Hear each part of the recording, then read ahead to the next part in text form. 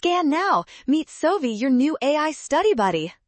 Calculus problems like this are actually super simple if you focus on the units. Let's break down this derivative interpretation together right now. Let's go.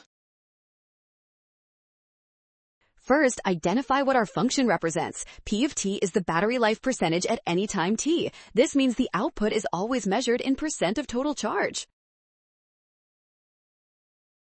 Next, remember that a derivative represents an instantaneous rate of change. Since we are deriving with respect to time, our units must be percent per minute at a specific moment. Finally, at 10 minutes, the battery increases by 1.5% per minute. This matches option A perfectly. You solved it like a pro. Well done! Scan the code. You can learn better with Sovi. Avoid a rush into average rates. Trust given units for the derivative.